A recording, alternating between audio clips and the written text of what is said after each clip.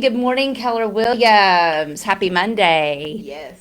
I am so excited to allow you to meet Rachel Brantley, and some of you may already know Rachel, but I know a little bit of a backstory, and I wanted to share that because you've gone through some really interesting things before coming to us, Yes. and I thought I'd just start by just telling us a little bit about before real estate. Tell us about you. So before real estate, I graduated from UTC in 2019. I have a bachelor's in Spanish language and literature and communication. And my final semester of my senior year, I decided not to work and I got student loans. And so I was like, after I graduated, I was like, I need a job. And the first thing I found was actually working for an investor, a local investor here in town. Back then, the company was called Nationwide Property Liquidators. I didn't know what I was getting myself into. I mean, I knew that I had an outgoing personality. I'm a little extroverted. I'm not afraid to try new things.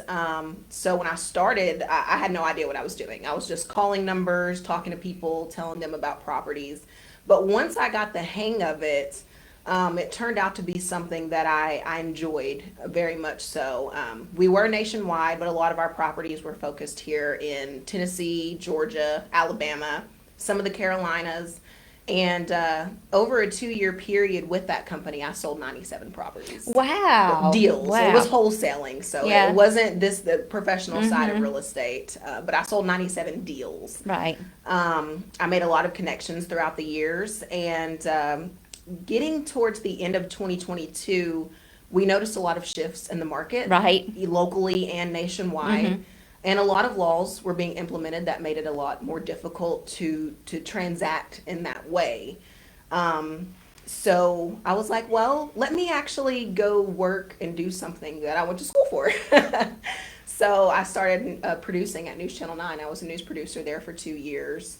Absolutely loved it. The high-paced environment. I mean, constantly new breaking news going on. I mean, a lot of it's very sad what happens, but there's a lot of good stories too. Right. I worked on the morning show, so if you used to watch News Channel 9, and many probably still do, but if you see like in the morning, like the pictures of the dogs and people submit their animals and like funny stuff. That's the good stuff. Yeah, scenery, that was really fun.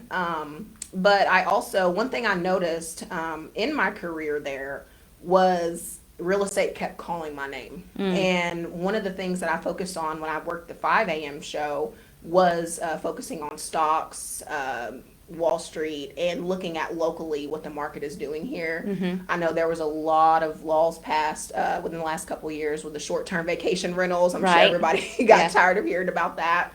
But I just kept getting this call, and I had this mission to provide this information, not only because it's good to know, but because it was personal to me. So towards the end of my contract, my 2-year contract there, I was like, I want to get back in real estate. It's something that I really enjoy.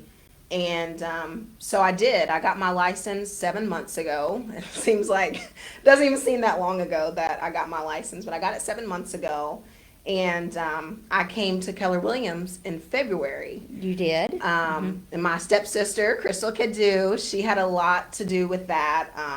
She was like, Rachel, oh my God, why don't you go to Keller Williams? She was like, it's like a big family. And I'm very much so. I form personal relationships, very personal, even with my clients. So it just seemed like the right fit. I met Sally, and I was like, yeah, this is where I'm going to be at. Well, we love having you, and I love that you said it's like family, because that's actually our mission here. Yeah. That's who we are in this particular ownership group. So I love that you brought that up for sure. One thing I know you mentioned in the post, in the preview to this, was about my chicken farm. I know. I was just waiting. I'm like, we're going to talk about that. So 2 years ago, coming up on 2 years ago, my husband, he works in commercial transportation. And he was contracted through a local company that delivered live birds, live poultry. And he was really interested, and me being the person I am, I'm like, yeah, I'll follow your dreams with you. Whatever you want to do, babe, I'm right behind you. You're not afraid. Yeah, You just let's go for do it. Let's do I it. grew up in the country anyways. I'm really a country bumpkin. I'm trying not to let my accent shine through right now. Never thought I'd move back to the country, first of all, but I did. We found a farm in Calhoun, Georgia. It's a 3-house broiler farm. So there are many different kinds of chicken farms. You know, you have the farms that give the eggs that we eat at the store. Okay. But in my part of the industry, there are pretty much 3 different types of farms. We have the brooders, layers, and broilers, which I have a broiler farm. We get a shipment in of birds, about 90,000 chickens. Wow, that's a lot of About chickens. this big when they get there, and we raise them up. And then if you ever see the trucks on the highway with the birds in the cages, that's where the birds come from, is these farms. The brooders, they actually mate the roosters with the hens, and then the layers is where they produce the eggs for the broilers. So it's not Okay. even the eggs for consumption. It's a process. It's It like from is. one place to another to you. Exactly. Okay. It is a very large process. So, I mean, at first, I felt like we were almost in over our heads. Like, so much to learn. I've grown up around certain types of agriculture, but never at the commercial level, never to this extent. But I mean, now it's just like riding a bike, you know.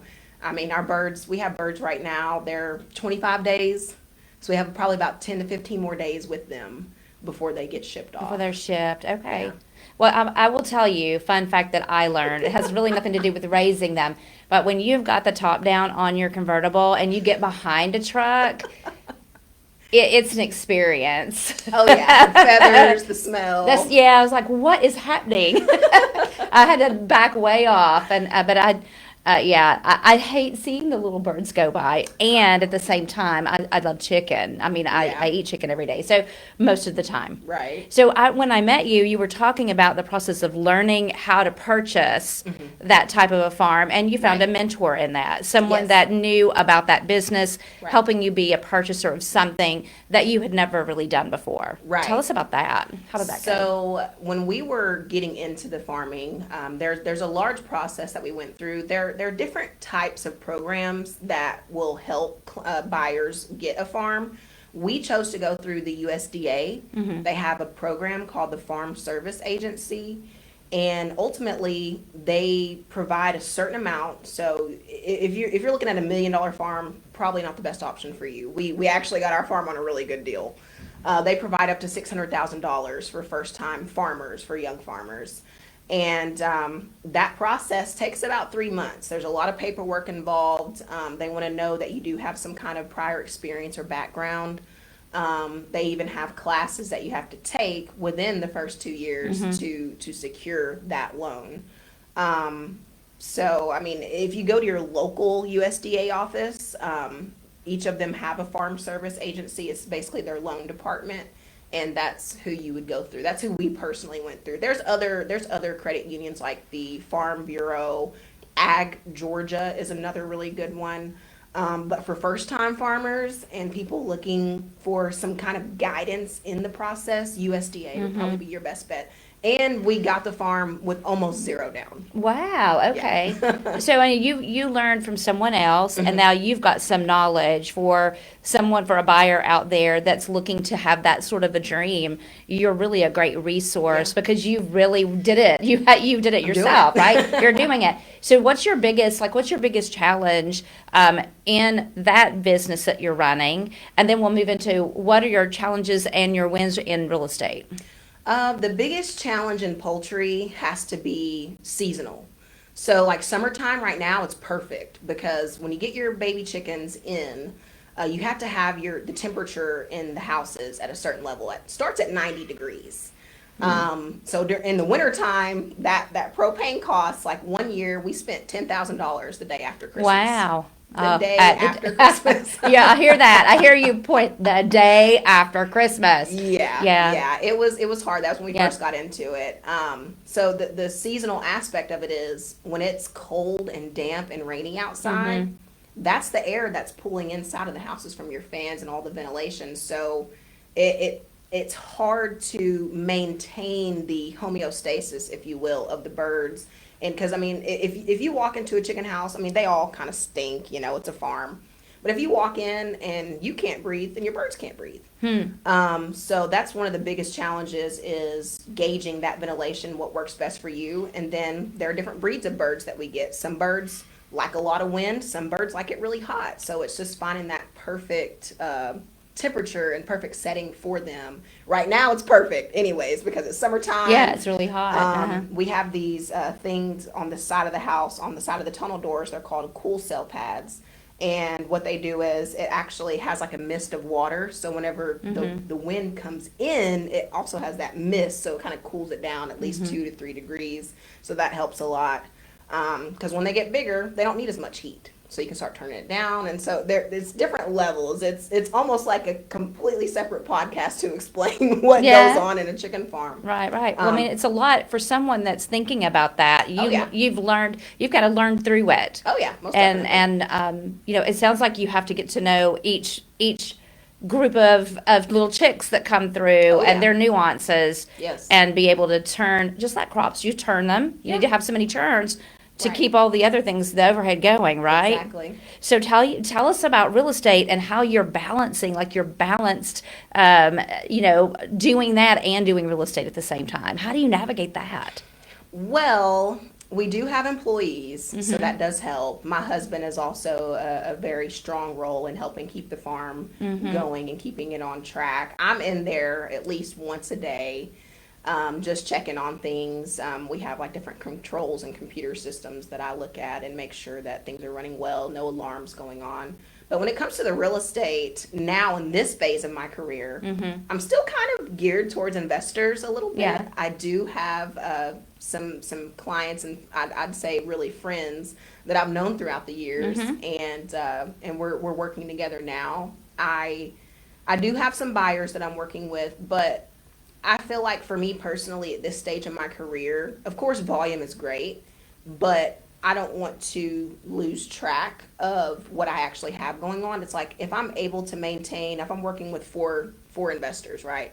I have a builder, I have a flipper, I have a wholesaler that's bringing me, wholesale deals that I can list, and then I kind of like to keep a certain vibe going where I'm not too overwhelmed. But I always have something in the pipeline. Right. I like the pipeline for sure. Yeah.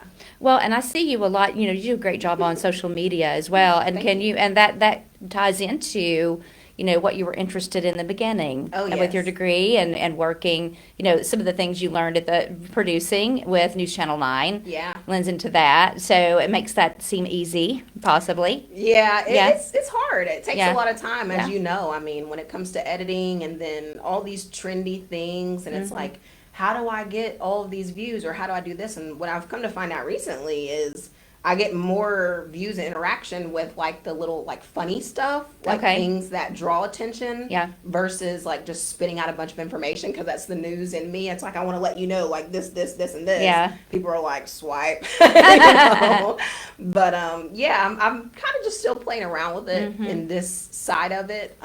If I was doing news reporting, it'd be easy. Everybody would be like, oh my gosh, this happened or this happened. Right. But I don't want to focus on that. I'd rather focus on the real estate aspect, because it's what I'm doing. But if I can find a way to make it fun and for people to get drawn in that way and still give them the facts and stuff from an agent they know and trust. That's right. Then, I'll do that.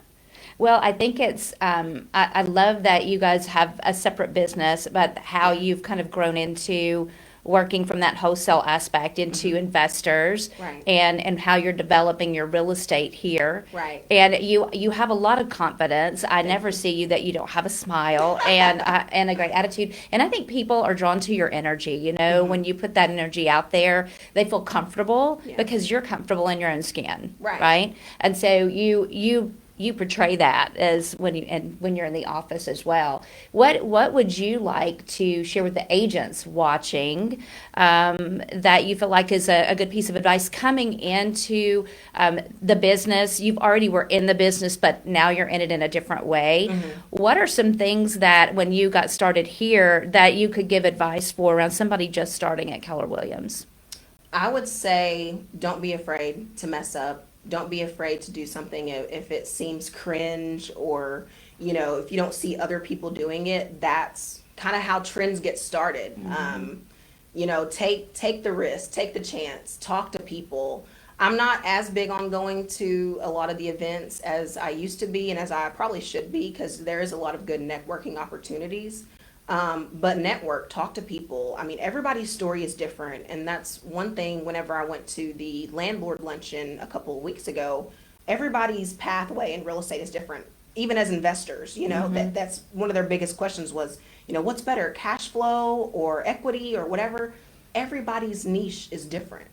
Just like for me, I love working with investors. I know a lot of realtors that won't touch an investor deal because it's a completely different Right. relationship. And, a lot of investors are like, they want it this way, this way, this way, and can't have it any other way, or they're super cheap or whatever, and they don't know how to deal with that. Where I come from a background where I'm like, okay, this is what it is, I don't care. Either way, Well, and they like that directness. Like that's a little bit about how that relationship works. Yeah. They're direct. They want you to be direct. Right. It's 1, 2, 3, 4, 5. Yeah. There's not a ton of emotion around it. Right. Right. So I think that takes a lot of the drama Yeah. out of the relationship when you work toward that niche, right? Yeah, most Yeah. definitely. But if you are new, just get out there and try stuff. Especially, I've had my license for 7 months. I didn't have a closing my first month of being a real estate agent. It took time. It took me doing the videos, getting myself out there. I actually bumped into some people.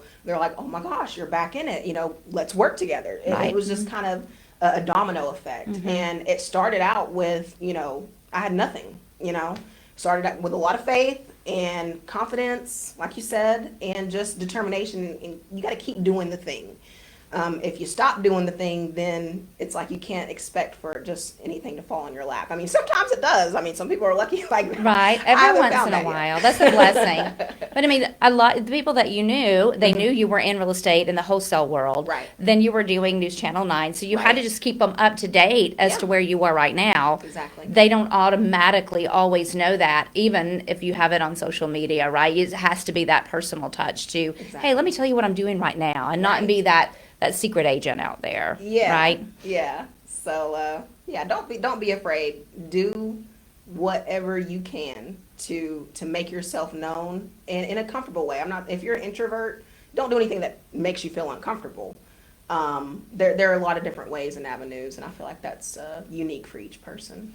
Well, and then you have to get out there and try the things to figure out what that is Oh, yeah. before you say you don't like it or you can't do it. Right. Like I think Wendy mentioned the other day, and then it's in the Millionaire Real Estate Agent, you don't know what's possible Right. until you try. Exactly. So even if someone else tells you they tried something and it didn't work, well, maybe it just didn't work for them. Maybe they weren't all in.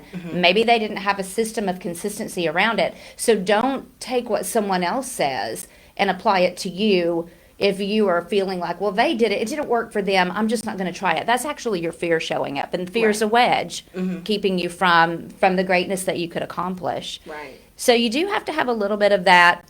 Let's just put our toe in and see what that's test the like, waters. right? I mean, the fact that you were like, it's your dream to have this poultry farm, and I'm going the distance. That's a big It's a big jump. a big jump. That's a big jump. And just like my friend Wendy said, I met with her over the weekend, and she was talking about the sky, the jumpers, right? The tandem jumpers. We're going to jump out. The parachute opens. You jump out. You take it and leap in faith, right? And then it's like, oh my gosh, what have I done? And you learn, and then the parachute opens. And you're like, Right. okay, I feel like you're in the parachutes opened phase right now. Right. You've Most got some definitely. good leverage, and that is very key. Having those there that are skilled, that are willing to show up and work your business while Oh, you're yeah. gone, Most definitely. and finding the talent that will do that is key. It's hard to find good workers, especially in the agriculture industry. I mean, it's hard to find good help, So, I was going to say something, but I forgot. Well, it's okay. Was it about jumping out of a plane? Maybe not. Right. I totally took you off the trail.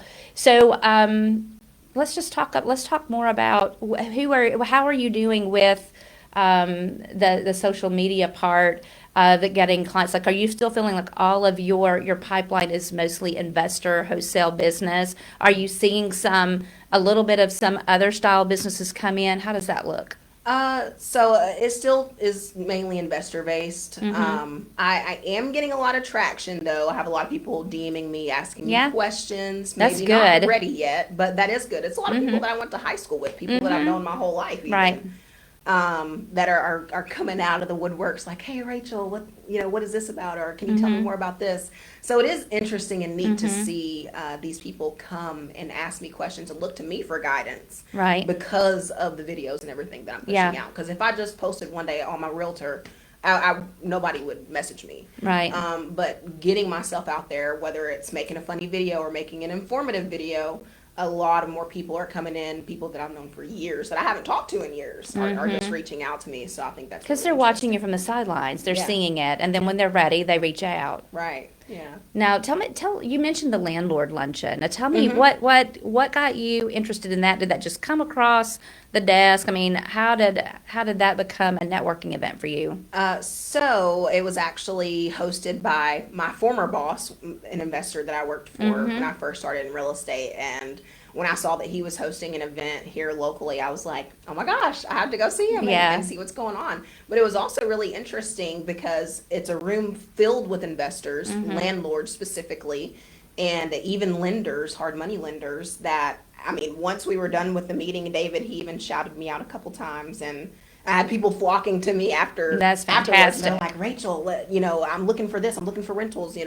I'm a lender. Bring me business. I'll give you referrals, things like that. So it was really interesting to see, because I haven't been going in so many years, Yeah. and I haven't been to many networking events that I've been invited to. So it was like, that's another way. I didn't think to, but I mean, it takes time away. Like if you have the farm and you're doing real estate, doing contracts and talking to people, doing showings, it's hard to just be like, oh, I'm going to do a happy hour and go hang Right, out. right.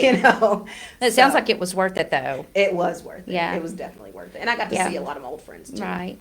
And I think, going back to starting out in the wholesale, I mean, you really have to be honed in on looking for property. Oh, So, most I mean, people that you've really become really great, a bulldog at that, right? I mean, you Yeah. had that. Tell us about that. Yeah, so one client that I'm working with right now, I sold him some deals back whenever I was wholesaling, and I actually bumped into him at the office. Okay. He was leaving mission funding, Okay. and I was like, "Oh my gosh, how are you? I haven't seen you in forever." And he was like, "Hey, I'm good. How are you?" And I was like, "Do you need a realtor?" And he was like, "Actually, I do." And so what we've been doing is he's building new construction, actually in the Alton Park area of town, which is up and coming. I mean, they have so many different developments going on. I've seen some townhomes, little cottages being built over there. The city has this One West Side vision. I think they want to complete by 2030. So there's a lot of innovation going on. It was kind of like the older manufacturing industrial part of town, but right now is the time for investors to get in and start rebuilding it. It's not Right. it's not so much about looking at it negatively, like, oh, it's gentrification. No, it's making the city come back to life. So what we've been doing is he'll build a home and I will find a lot. So I'll contact that seller and work with them and ask them if they want to sell. And then we just been doing that. I mean, as soon as I can't find properties fast enough for him because we're selling like hotcakes. So anybody who's interested in Alton Park, you definitely want to get in now while it's good. Yeah. Well, I mean, I think I just see your business growing exponentially with all that you bring to the table around that. And first of all, you're not afraid of working and hustling to get it out there and get it done for people. It shows with not only having your business that you have at your home, but also your real estate business as well. Yeah. And yeah, so what's next for you?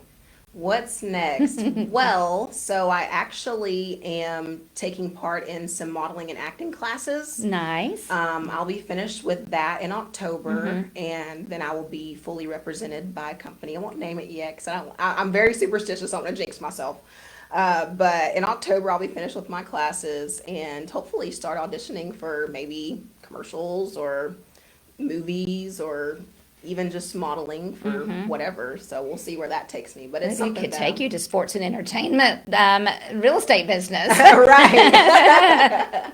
So yeah, that's what I'm looking forward to. But of course, like I have an appointment today with the lady wanting to sell her house, and I got another contract I got to sign with somebody else. So I mean, it's still things are moving along. Like I don't plan on stopping real estate anytime soon. No, because everything you're doing all just plays into it. I feel like all of it's woven together so well. It is. So well for you. It definitely is. I love it.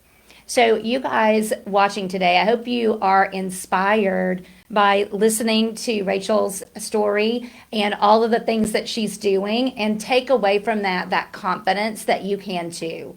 Like the way you view things is really, really key.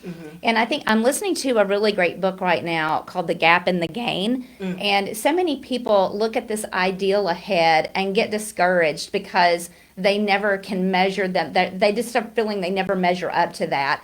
And if you look at where you were and where you are now, and you start counting how you've gained instead of the gap where you are, you get so much further. Most definitely. Right? Yeah. And just so don't beat yourself up if you feel like you see other people doing something and you're not quite there.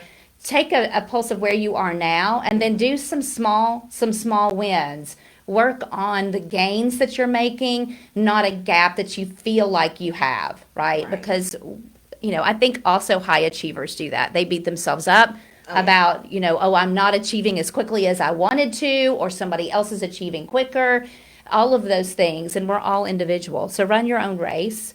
And especially if you would like to know more as a buyer, if you're out there watching the video that she's doing at the same time, you have so much knowledge, and keep yourself up to speed on what's going on in the market. Yeah. That's a great connection for whether it's residential or commercial for you to in the agriculture space. Yes. You have some knowledge around that for sure. Definitely take it one step at a time. I mean, 7 months ago, and like she said, you can't compare yourself to other realtors, period. It doesn't matter whether they just got their license last month or they've been doing it 10 years. Everybody's path is different. So you can't judge what you're doing based off of somebody else. You will fail, because you're going to beat yourself up so bad, and then you're going to just stop. And that's not what you want to do. One step at a time. I never would have saw myself where I'm at 7 months ago today. And of course, there's much more that I want to achieve, but I have to stay focused on my path and my personal journey, and not look at what everybody else has. I mean, of course, I'm happy for everybody else, but I can't base my success off of somebody else's success. It doesn't work like that. No, you are very structured on the things that you're doing and why you're doing it. Exactly. You're learning based, learning the things. I mean, everything you're doing with the modeling part and the acting part is going to also lend into, being on camera even more than you've already been in the past. So I like that you're doing that for yourself. And we're just so glad to have you here. I'm so happy to be here. If you haven't met Rachel, you will see her around. Reach out to her. Oh, yeah. And thank you so much for being with me today. Is Thank there you for having anything else that you would like to say as we depart? I would like to say I look forward to meeting you guys. I know a lot of you watching, you already know me. So, hey, love you guys. And, keep doing the thing. You got it.